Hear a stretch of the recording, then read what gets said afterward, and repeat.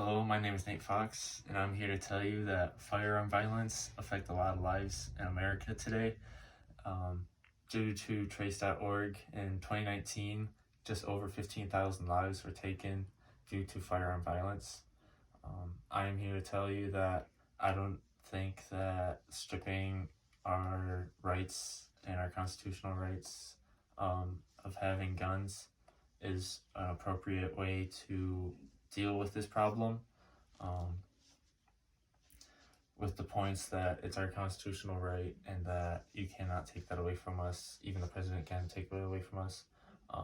We already have really strict gun control laws that can't be changed by state. They're federal laws. And also, stripping away our guns will make us more vulnerable to illegal guns and other kinds of violence.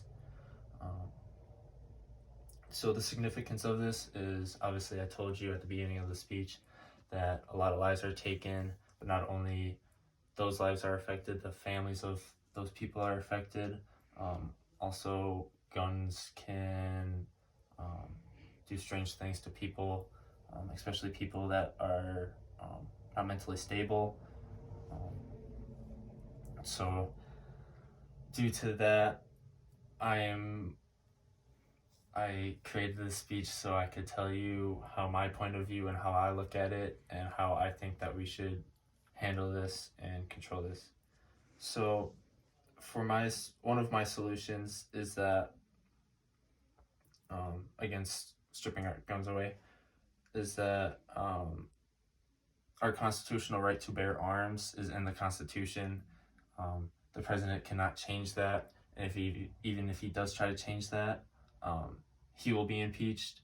So I think that the Constitution really overpowers any people that think they have more power over us, and that doesn't really help us.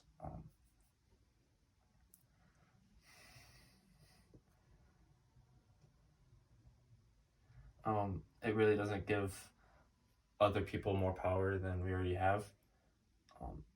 On the opposing side of that, people will say that the Constitution was made in 300 years ago.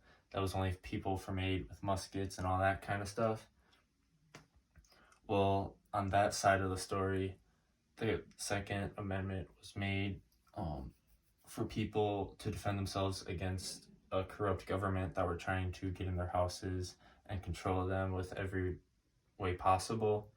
And so if you strip our guns away, we would have the threat of our government overtaking us, just like the British did. And my second solution to this is that taking away all firearms, even if we could change the Constitution, taking away all firearms would not take away every firearm in the United States. There are a lot of illegal firearms that are smuggled over the borders that a lot of the federal bureaus do not know about, and those are most of the people and most of the guns that are doing a lot of these crimes. A lot of registered firearms are really to protect people. They're not really to harm people. Even if someone had the intent to harm people, I think people would find out that they are not mentally stable to have this, which I'll touch on later on. So yeah, people that can get guns from the black market, or people that can get guns from their friends or from gang members, those won't be taken away because they're not registered under the federal bureau. So that's another reason why we shouldn't strip away guns, is because it makes law-abiding citizens with guns in a more vulnerable place to people that have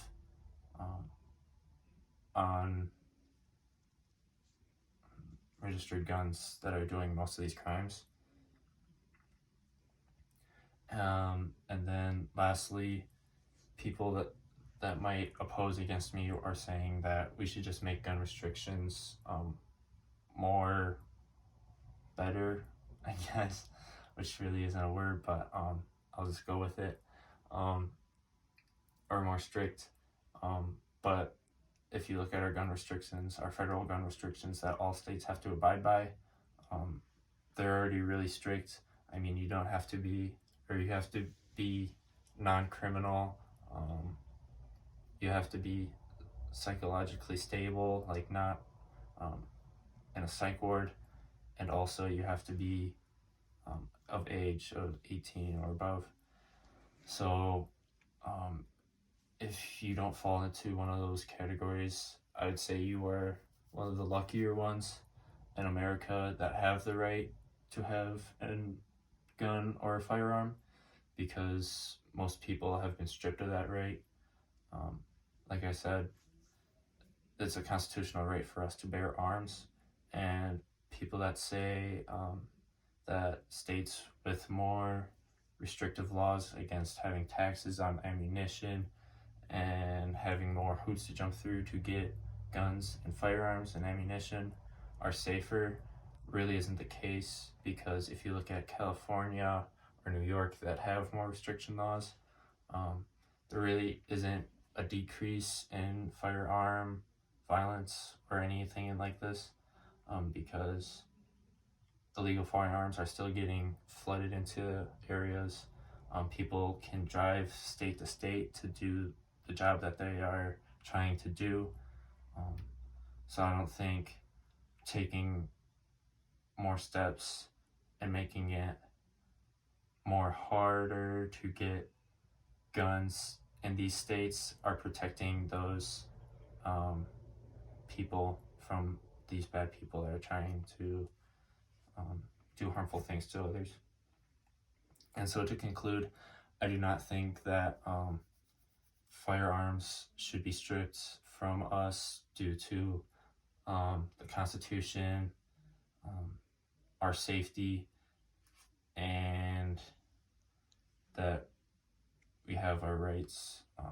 That's the Constitution. But anyway, I hope that you can take my views into consideration. I hope that you can take the speech into consideration, put them up against your views, and I hope that you take a little bit away from the speech.